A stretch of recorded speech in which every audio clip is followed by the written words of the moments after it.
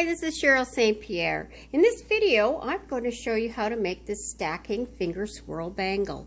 Isn't it cute? Lovely. It's, I would stack it with either 2 or 3, but it's elegant all by itself as well, as you can see. And what you're going to need for supplies, I have my snapshots here. That barely fits in there. For tools, you're going to need a chain nose pliers. You're also going to need a second plier. It could be a flat nose or a second chain nose. You're going to need your flush cutters, and you're going to need your large wire cutters. So, I mean, like I used my husband's from the garage. So, that type of wire cutters. You're going to need a ruler, anvil and hammer, a file, and a buff. And I got mine on Amazon. You'll see it later in the demo. And if you just type in the search on Amazon, blinking nails on Amazon, yeah, they're called blinking nails. Here it is. I just grabbed it. It's dirty. This is just for making this bracelet. It was brand new when I made my first prototype for the video. So blinking nails is what they're called. Anyways, moving on from there, what you're going to need for supplies is you're going to need some 10 gauge dead soft wire. Now 10 gauge is approximately 2.59 millimeters. At least that's what Rio Grande says. So you're going to need, you need to know what wrist you're making it for, but 1/4 inch longer than the wrist. Which 1/4 inch is 7 millimeters. You're going to need 20 gauge dead soft wire, which is 0.8 millimeters. You're going to need about 6 feet of it. I only used, my first one I only used 5 feet, but I had this much left on the end, so I gave myself extra, and so I said 6 feet, but most likely you're only going to use 5.5 feet, but it depends on what your swirls are like too. So I should, you know, it's always good the first time to use the full 6 feet, and then you can go from there. You're going to need some 4 millimeter beads. Now, the amount I can't predict how many you're going to use. My first bracelet I used 8, my second bracelet I used 9, and they were virtually the same size. So it all depends, right? So it's good to have 12 ready at the ready. Okay, so let's go on with it. Okay, so before we start, I just wanted to talk about what this copper will do to your wrist.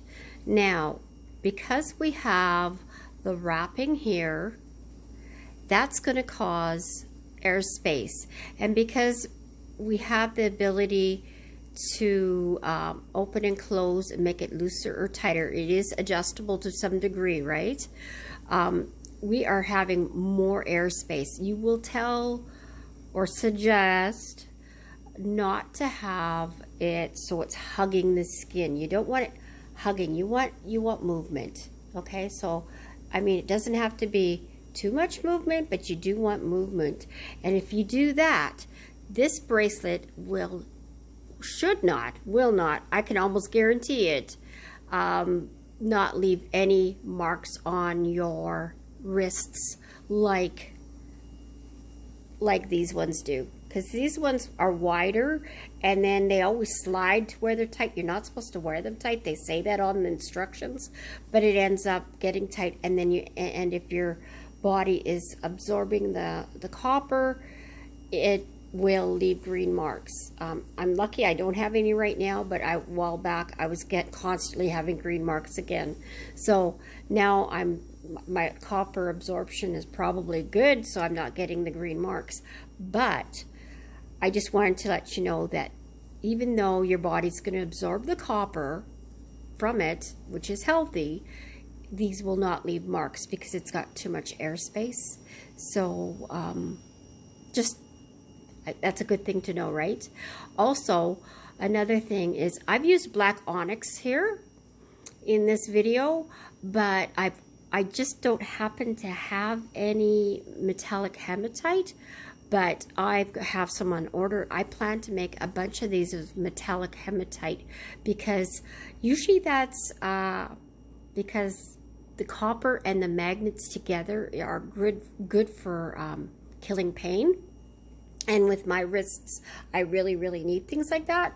But I mean, this could be just strictly ornamental, or it could also be a health benefit to you. So just bear that in mind, that you can order magnetic hematite that you could put in. And you would just need the 4mm size, and you would be good to go. And trust me, hematite and tarnished oxidized copper, it looks brilliant together, just brilliant. So let's continue with making the bracelets. Okay, so the first thing you're going to do is take your piece of 10 gauge wire. Now, I probably already mentioned this, but you're going to need it 1/4 of an inch longer than the wrist that you're making it for, because rule of thumb for a bracelet is to have it 1/2 inch longer, and you don't want it to be skin tight either. And you will have a space. It will be adjustable to some degree. It could be adjustable for 1/2 inch either way of the wrist size that you're making. So I mean, if you're selling them, then it's gonna be flexible for you. But you can always do a special order too. And I also want you to take your anvil and your hammer, and so when you've cut this wire, I don't know if I mentioned that before, don't use your jewelry cutters to cut this wire. You'll wreck them. You will want to use the big ones, you know, like this. You're gonna want to use big ones because it is so thick, and I have to use both hands in order to cut it, because it's quite difficult to cut. But you only have to cut it once, so that's a good thing. Okay, so what I want you to do is we're going to hammer down the ends to a bevel, and it's going to be kind of like when we made the daggers, kind of like that. But I'm going to do all my hammering offline because it is so noisy, because I want you to hammer hard. It's gonna take a lot of energy to do this. So we want to bevel it about 1/2 inch, which is about 13-14 millimeters for those in metric. And so I'm gonna go do this, and I'll be right back. Okay, so I used the flat end of the hammer first to get the bevel, but I was having a hard time hammering it as hard as I needed. So I found that if I use the ball peen part, you can see that it gave it a nice look to it too, but I was able to get it a little bit more flared out. You don't want it too thin. You still want it, see how it's still quite thick. You still want it thick because we're going to file this down, and we want it round, and we don't want it so it'll cut the wrist. So if it was too thin, it would, even with sanding, you would still probably cut your wrist once in a while. So we don't want it too thin. You just want it to have that just barely flared out look. And I can see that it's a little bit crooked. There's not much I can do about that. I can try to bend it a little bit back, but with the wire wrapping, I'm not too concerned with it being noticeable at the end. So because we're going to have it wrapped to about up to there with design, I would think. Okay, so don't concern. You don't want it crazy looking, but the little bit that's here, I wouldn't worry about it. Okay, so now I'm going to go, and now I'm doing the other side, but when I'm doing it, I want to try and get it to be the exact same. What happened? Oh. Am I still on? Yeah, okay. You'll have to excuse that. My camera just did a big flash, and I'm not sure why it did that, so I thought it quit filming. So, anyways, blooper. So, what I'm doing is I'm holding this flat, and it's like my handle for hammering on this side. So first I'm going to do the flat of my hammer, and then I'm going to do the ball peen. You might be able to do everything with just the flat end of your hammer.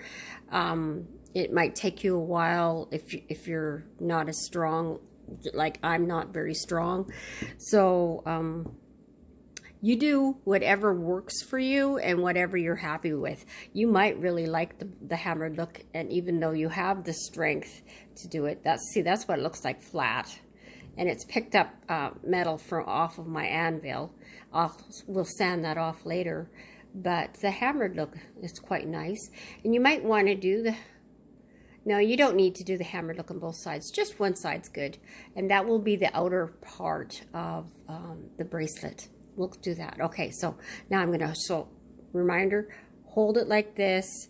That'll try and keep it as close as possible to being flat on the same angle on both sides. So I'm off to hammer. Okay, so I have the second one done, and it feels like I've got it pretty consistent for level, but if you didn't, what you would do is you would take two flat pliers, whether they're chain nose or whatever, you'd have one on each end, and you would be able to tell if they're out, and you'd have to squeeze really tight and give it a twist until they are level. And that's all there is to it. It just takes a little bit of brute force. It's not too bad. It might mar up a little bit of your hammering. If it does, just re-hammer it to look good.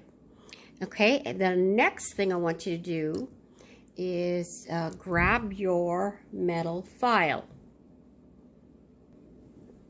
Okay, so once you have your metal file, I want you to sand it so there's no sharp edges, and it's a little bit on the rounded side. And it's going to take a while because it's so thick. So you're going to be working at it.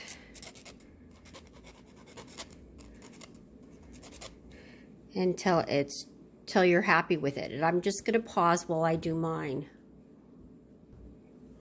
Okay, so this is how I've got it. There, I gotta get it so it goes in focus. How I've got it shaped. So it's nice and round. But when I go like this, I still find it a little bit sharp. So I'm going to now go head on and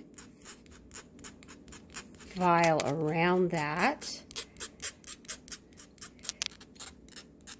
going one direction at a time, because they say when you go back and forth it can cause more burrs. It didn't take much, and it's gone.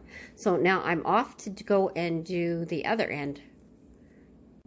Okay, so I have the second end complete, and so both are done.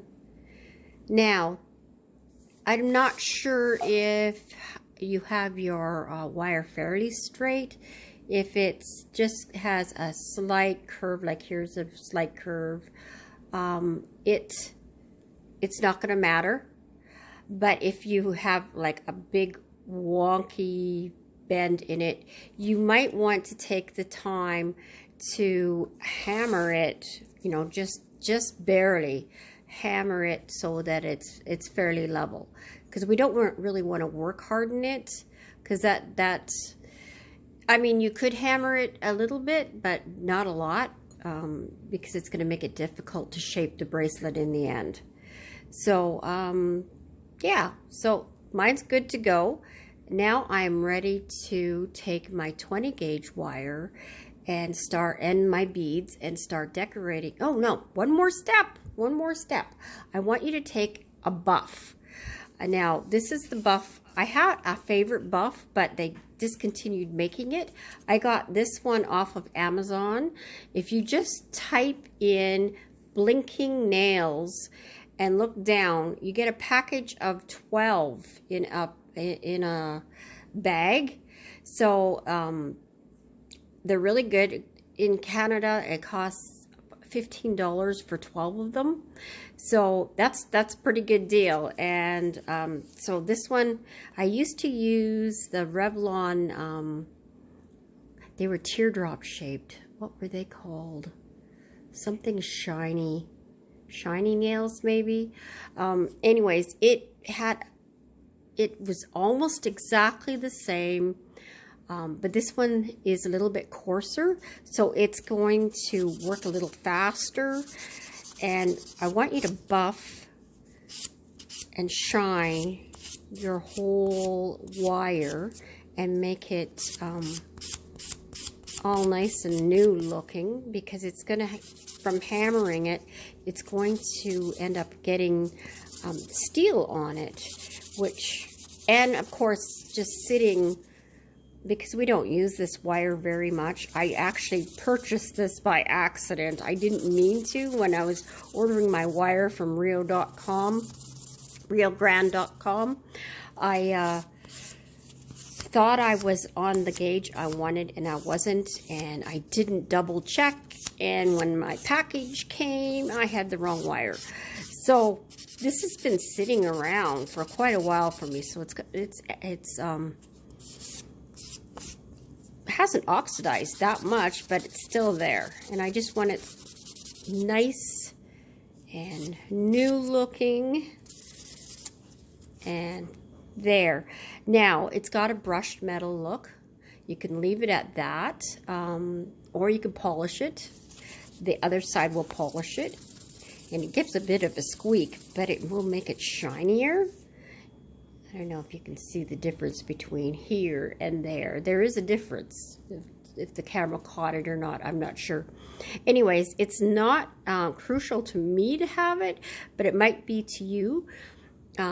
If you want to have a different look for your bracelet, you have the option of putting on a coating, clear coat, to keep it shiny, because with the wire being wrapped around it for decoration, that's going to protect the plastic coat, and it's going to stay on that, and it's so then the decorative wiring here, I'll show you, the decorative wiring will start darkening, and the other wire in the middle will shine through as brighter. So that is one option that you could have for this bracelet.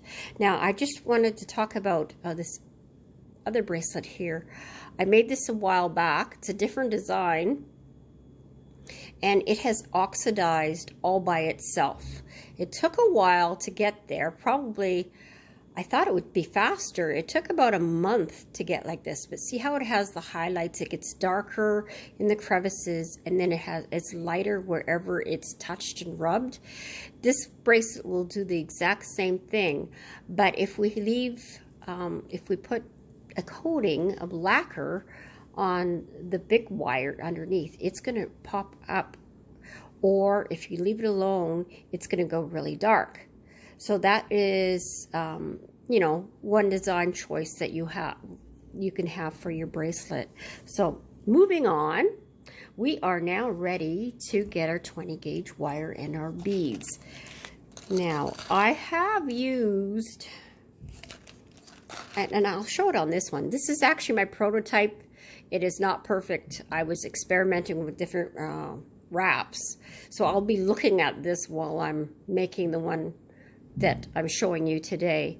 But I've got two different sizes of beads here. This one is the 6mm. This is the 4mm. And I don't like how the wire wrapped around the 6mm, so I'm going to be using all 4mm beads. And in the supply list, I'll have written 4mm beads. But you know, you might choose to put in 6mm. So that's up to you. I just wanted to show you what it looked like and to point it out.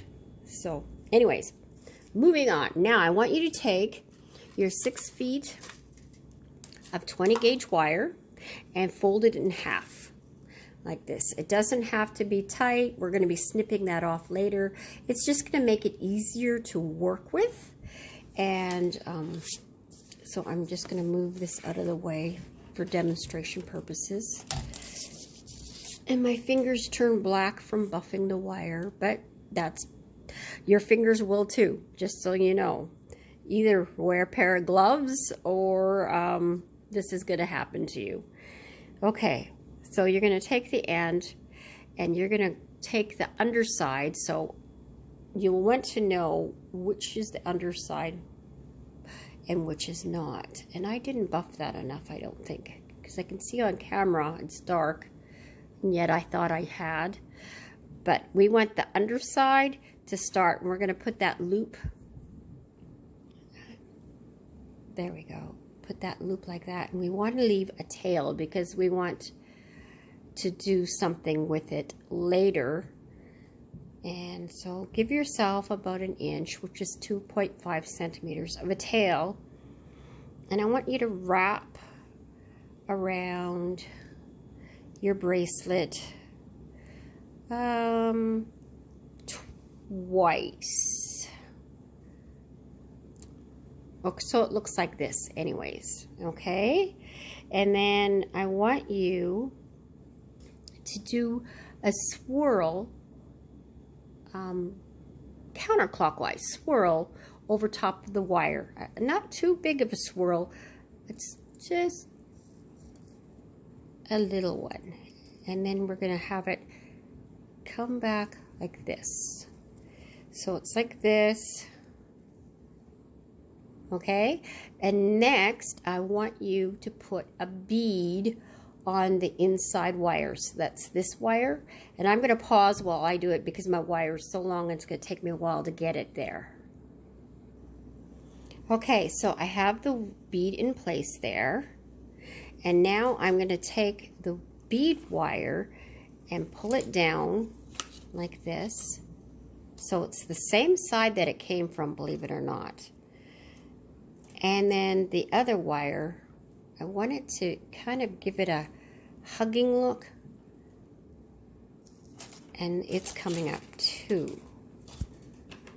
And now we're going to do another counterclockwise swirl, but because we're coming from the opposite side, it's going to look the opposite of that swirl. So we're going to make it go towards the bead.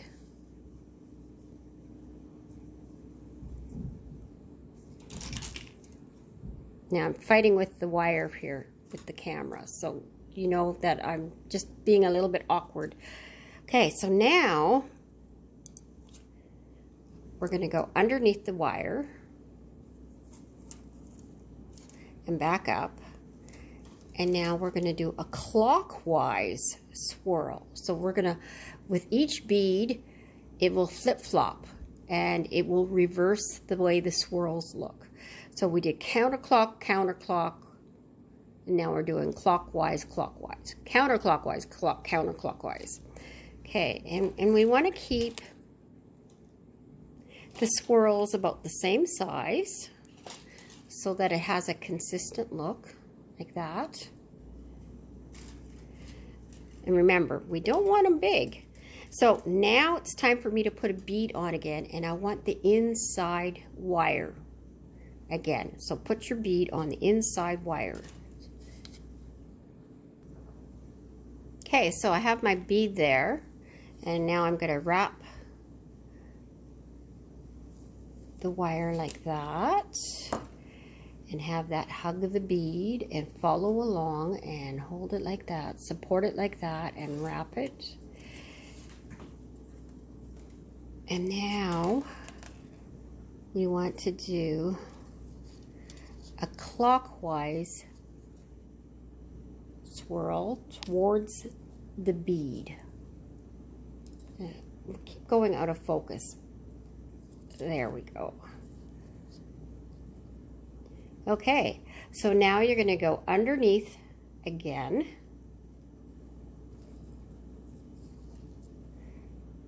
Like this. And we're going to, I think I did a counterclockwise. I think I goofed up. Maybe not. Okay. Oh, yes, that's what I want to do. Now, we want to do a counterclockwise, and we're going away from the bead this time. Away from the bead. Like this. So it kind of makes an infinity look, in a way. And back around, like that. And now it's ready for the next bead right here, the inside wire. And you just keep doing the same pattern over and over again till you get about, let's see, here we have, so you're about an inch,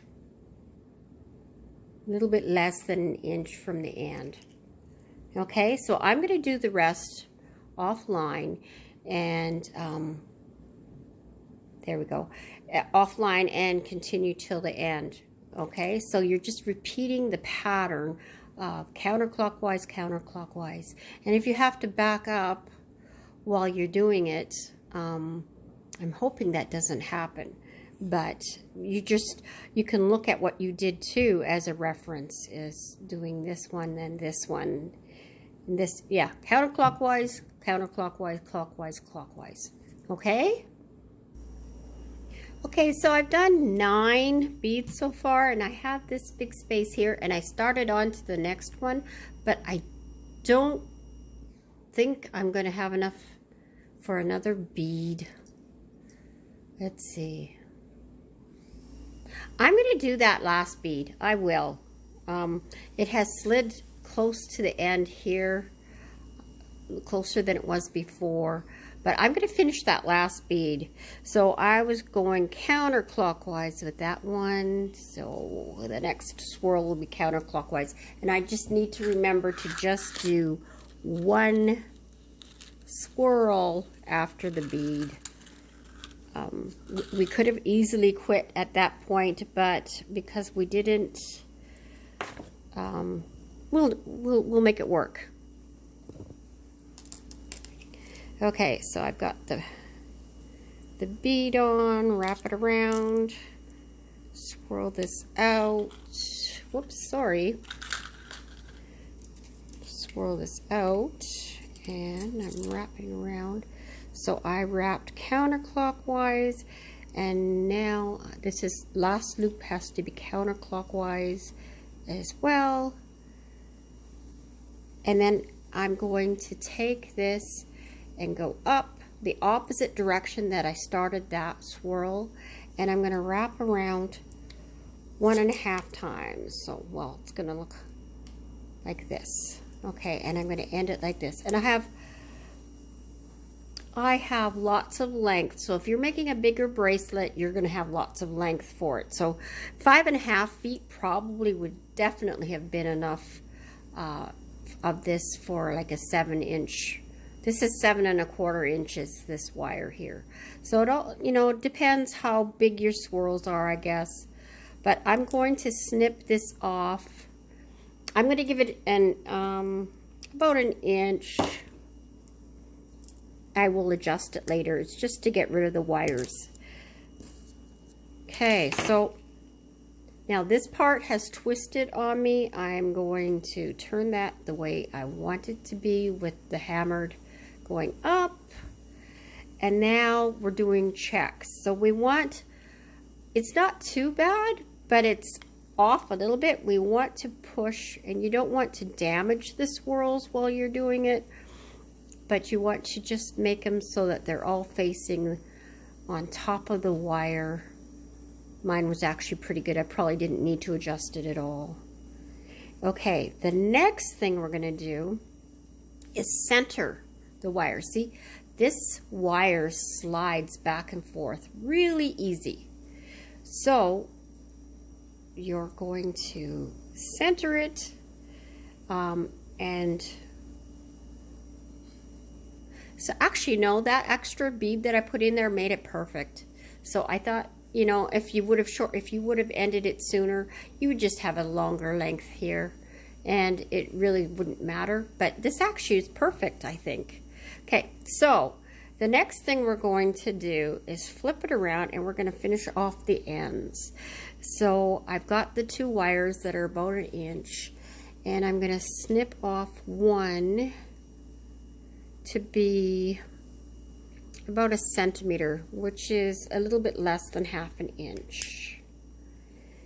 And I'm just going to take my chain nose pliers and do a loop, make the wire touch itself, so that,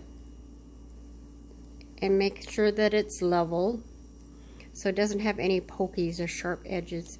And we're just going to tuck that in like that. And now we're going to do the same thing with the other one. We could make it longer and tuck over here, or I think that's probably, you know, you could tuck it in this way, but I think that's too close to the end to do that. So I'm glad we have this length. So I'm just going to go like this, so that I'm mirroring that. Not mirroring, but I'm, you know, doing the same, following the same curve. And I'm going to snip it off about 1 centimeter from here, and then do a loop in there and tuck it in. Maybe a little bit, yeah, about 1 centimeter.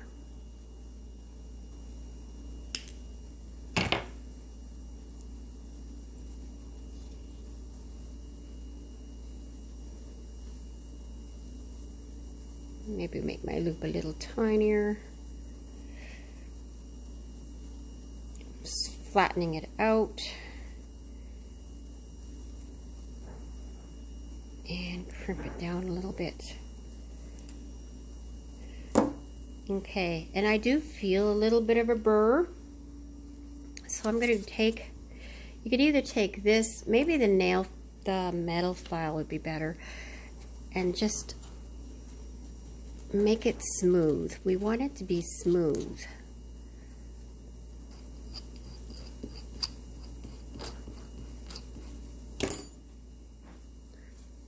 I think this, when I tucked it in, I did something. Bent the end. Okay, and now I'm going to take the buff, because we want it absolutely comfortable. Oh, there we go. Now it's perfect. And we're going to do the same thing with the other end. But we have one slight difference, is we have an end to cut. Okay, I'm actually going to cut those curves off, because those are going to be hard to take out. There. Now we have the ends, and we'll do the exact same thing. I'm going to cut this inner one to be 1 centimeter.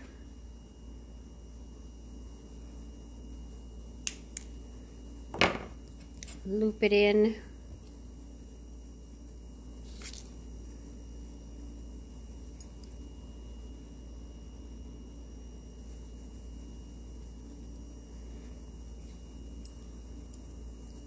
Tuck it in. And this one, I don't think I want to cut it at all.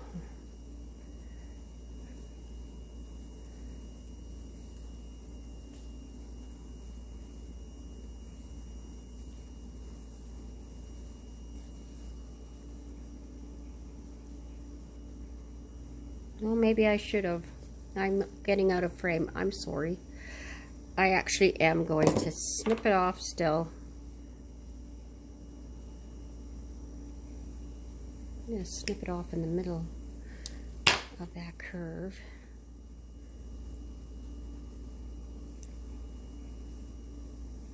There. Now remember, that's underneath, so it's sitting under here, so it's not going to get snagged. And the more it's worn, the more work hardened it gets. If you feel that this isn't work hardened enough, you could take your rawhide mallet and tap it on top of the anvil. Although, because we've kept swirls really tiny, it's pretty durable and strong. Okay, so the next thing we're going to do, of course, we got to make sure that the bracelet's level when we do this, because it does move on you. And once we make it level, once we do the final thing, it won't flip around like that anymore. So I want you to take the middle and kind of gently curve it. A big curve. And see, well, it's flipped on me. So I need to straighten it out. I'm not sure why I did that. I'm having to start from, I'm straightening it out as best I can, which it's fighting me. Okay. My other one didn't do that on me. So what I'm going to do is I'm going to hold it gently but firmly. I don't want to mess up the hammering. And I'm going to give it a curve like that, because then it won't fight me anymore, and it's straight. Okay, so now I've got that curve started, and we want to make the shape of a wrist. Now, if you have a bracelet mandrel, you can use that, but you really don't need one. Okay, now at this point, you notice that it's pointing out like that. We don't want it like that. We want it flat. Okay, so I'm going to take my pliers and I'm going to push that down, and I'm going to push this down, and it might take several steps, and we might need to pull it wider apart, and you just work at it slowly till it looks right. And you want it centered as well, so you'll have to adjust your curves. And sometimes being on your wrist helps, but you just play with it until you're happy with the shape.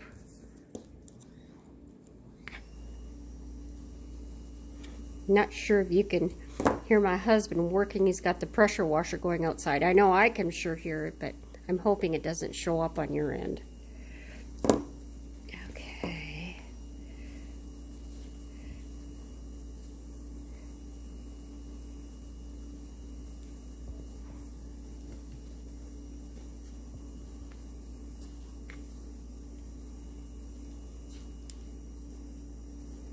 Good thing copper is so pliable. Okay, so when you sell it to somebody, you really want to have it further apart. Well, when they put it on, they're going to have to widen it, just like you would one from a drugstore. And I just want to let you know that the spirals up top here, when you do the sharper bends, it tends to pop up a bit, and that's easy to fix by just taking your pliers and pushing them back down.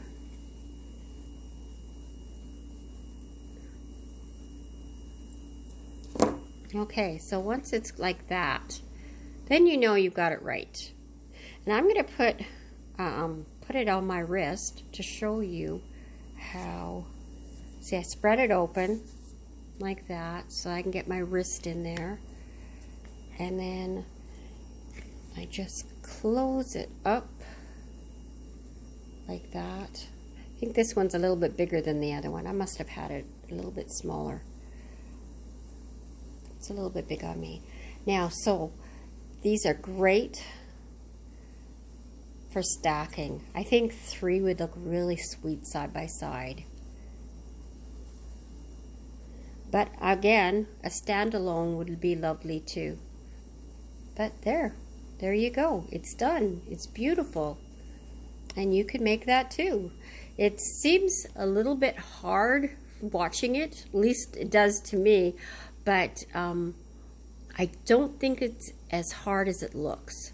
So I think that a beginner should be able to do this project. I really do. Okay, well, thank you for joining me in this video, and God bless, and we will see you in the next one. Bye for now.